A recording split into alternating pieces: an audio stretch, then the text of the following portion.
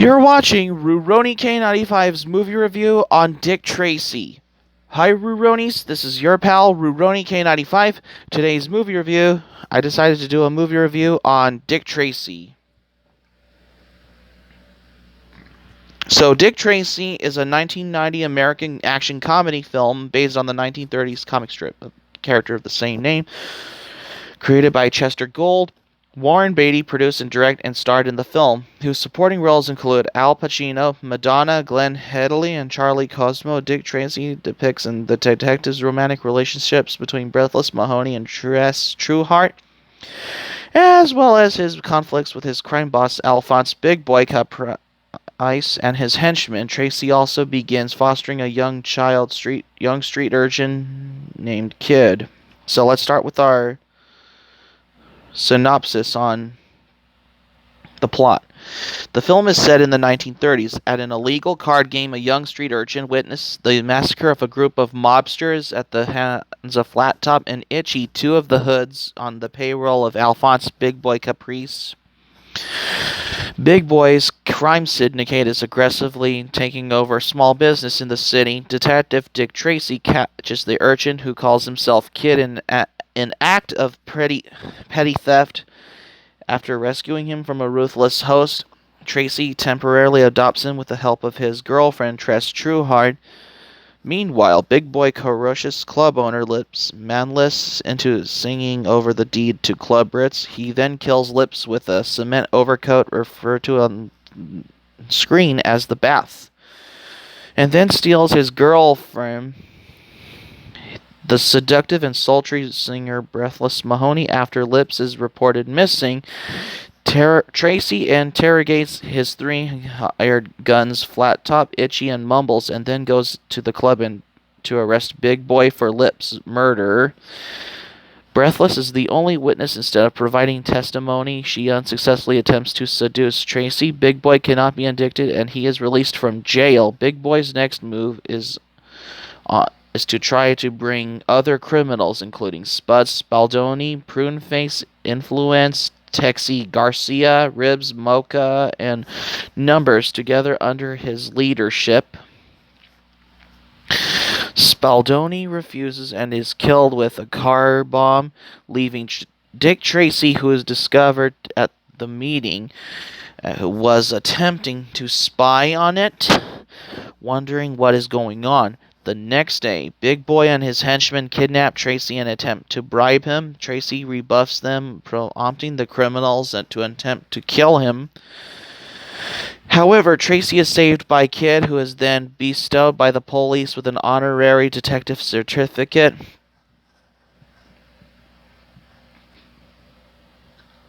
Which will remain temporarily, however, until he decides on a legitimate name for himself.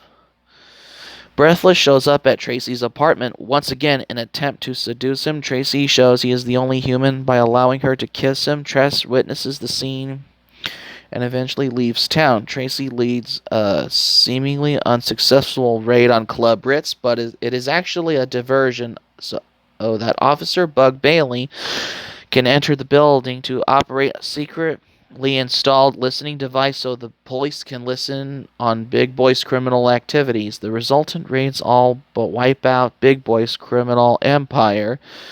However, Big Boy discovers Bug and captures him for a trap planned by Influence and Pruneface to kill Tracy in the warehouse. In the resulting gun battle, a stranger with no face called the Blank steps out of the shadows to save Tracy after he is cornered and kills Pruneface. Influence escapes as Tracy rescues Bug from the fate that befell Lips Manless, and Big Boy is enraged to hear that the Blank foiled the hit. Tracy again attempts to extract the testimony from Breathless that he needs to put Big Boy away. She agrees to testify only if Tracy agrees to give in to her advances. Tress eventually has a change of heart, but before she can tell Tracy, she is kidnapped by the Blank. With the help of Big Boy's club piano player 88 keys, Tracy is drugged and rendered unconscious by the blank, then framed for murdering the corrupt district attorney John Fletcher.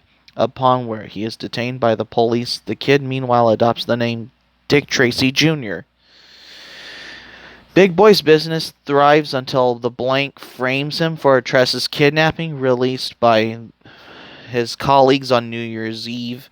Tracy interrogates Mumbles and arrives at a gun battle outside the Club Ritz, where Big Boy's men are killed or captured by Tracy, and the police are abandoning his crew. Big Boy flees into a drawbridge and ties Tress into its gears before he is confronted by Tracy. Their fight is halted when Blank appears and holds both men at gunpoint, offering to share the city with Tracy after Big Boy is dead. When Junior arrives, Big Boy takes advantage of the distraction and opens fire before Tracy sends him falling to his death in the bridge's gears. While Junior rescues Tress, mortally wounded, the blank is revealed to be Breathless Mahoney, who kisses Tracy before dying. All charges against Tracy are dropped. A few days later, Tracy proposes to Tress, but is interrupted by the report of a robbery in progress. He leaves her with the ring before he and Dick Tracy Jr. depart to respond to the robbery, whereupon Jr. remarks, "You know, Tracy, I kinda like that dame."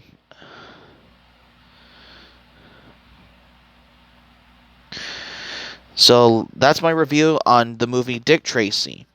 So the development of the film began in the early 1980s with Tom Mankiewicz assigned to write the script. The screenplay would have been instead be crafted by Jim Cash and Jack Epps Jr., both of Top Gun fame. The project also went through directors John Landis, who is known for American Werewolf in London and the Blues Brothers, Steven Spielberg, and Walter Hill, who's known for the movies The Warriors and 48 Hours and Another 48 Hours, and Richard Benjamin, who is known for City Heat and Made in America, as well as he's known for other of his works, I guess.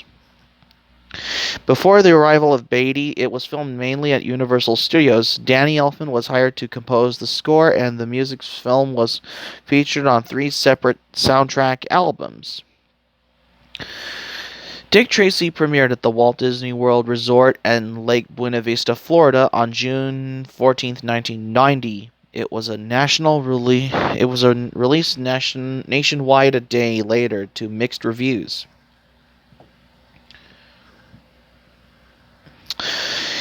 And on top of all of that, but it was a success at the box office and awards time. It garnered 7 Academy Award nominations, winning 3 of the categories Best Original Song, Best Makeup, and Best Art Direction.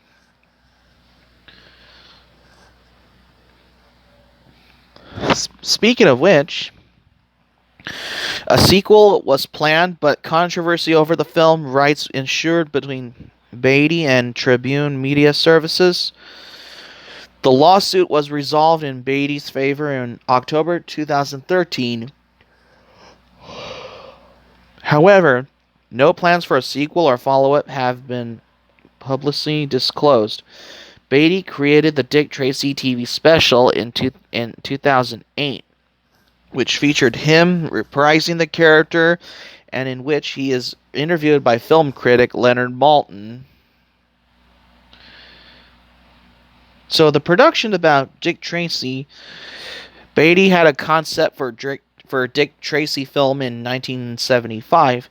At the time, the film rights were owned by Michael Laughlin, who gave up his option for Tribune Media Services after he was unsuccessful in pitching Dick Tracy to Hollywood studios. Floyd Mutrux and Art Linson purchased the film rights from the Tribune in 1977. And also in 1980, United Artists became interested in financing and distributing Dick Tracy. Tom Mankiewicz, who was under negotiations to write the script based on his previous success with Superman and Superman 2, the deal fell through when Chester Gould insisted on strict financial and artistic control. Around the same year, Matrix and Linson eventually took the property to Paramount Pictures, who began developing screenplays offered Steven Spielberg the director's position and brought in Universal Pictures to co-finance. Universal put John Landis forward as a candidate for the director, courted Clint Eastwood for the title role, and commissioned Jim Cash and Jack Epps Jr. to write the screenplay. Before we were brought on, there were several failed scripts at Universal, reflected Apes, then it went dormant, but John Landis was interested in Dick Tracy, and he brought up us to write it. Cash and Epps' simple orders from Landis were to write the script in a 1930s pulp magazine atmosphere and centered it with Alphonse Caprice as the primary villain. Further research, Epps read every Dick Tracy comic strip from 1930 to 1957. The writers wrote 2 drafts for Landis. Max Allan Collins, then writer of the Dick Tracy comic strip, remembers reading one of them. It was terrible, and the only positive thing about it was 30s setting and lots of great villains, but the story was paper thin and it was uncomfortably campy. In addition to Beatty and Eastwood, the other actors were considered for the lead role, including Harrison Ford, who's known for Blade Runner, Indiana Jones, and the original Star Wars trilogy; Richard Gere, Tom Selleck, who's known for the TV series Magnum P.I., and Mel Gibson, who's known for Mad Max, The Road Warrior, and Mad Max Beyond Thunderdome, and the Lethal Weapon movies. And also, on top of all of that, Landis left Dick Tracy following the controversial on-the-set accident on Twilight Zone the movie, in which actor Vic Morrow was killed. Walter Hill, who's known for the movies 48 Hours, Another 48 Hours, and The Warriors, then came on board to direct with Joel Silver as the producer. Cash and Epps wrote another draft, and Hill approached Warren Beatty for the title role. Pre-production had progressed as far as set building, but the film was stalled when artistic control issues arose. Beatty, a fan of Dick Tracy comic strip, Hill wanted to make the film violent and realistic, while Beatty envisioned a stylized homage to the 30s comic strip. The actor was reportedly wanted $5 million plus 15% of the box office gross, a deal which Universal refused to accept. That's probably about how they wanted to cast for the production. Every other movie directors wanted to direct Dick Tracy at first, but then Dick Tracy was later released on June 15, 1990, I guess. So that's going to be it for my movie review on Dick Tracy, you guys. Thanks for watching, but before we go, here's what also quick thoughts. It was released first on June 14th in 1990 by Lake Buena Vista, and it was released in the United States on June 15, 1990. Because this is my another movie review, just for once, even though I'm busy more focused on doing some anime reviews, because I was more of an anime reviewer, I guess. Hope subscribe for content. My Anime Planet link in the description down below. You can share this video on your Twitter and Facebook. If you have Twitter and Facebook account, be sure to give this video a thumbs up by clicking the like button on this video. Be sure to leave it in the comments suggested about either a movie or anime review by leaving in the comments section below. Please subscribe to my channel, RuRoniK95. Feel free to join my channel. Click on my notifications bell button. Check out my other previous videos that I upload as well. Share this video on your Facebook and Twitter on all social media. And that's all I have to say. This is RuRoniK95 saying, this concludes my review on Dick Tracy. Thank you for watching my movie review. I'm glad you liked it. I hope you enjoyed. Hope to see you soon, and have a great day. This is RuRoniK95 signing off, and thank you for watching my movie review on Dick Tracy for today's movie review.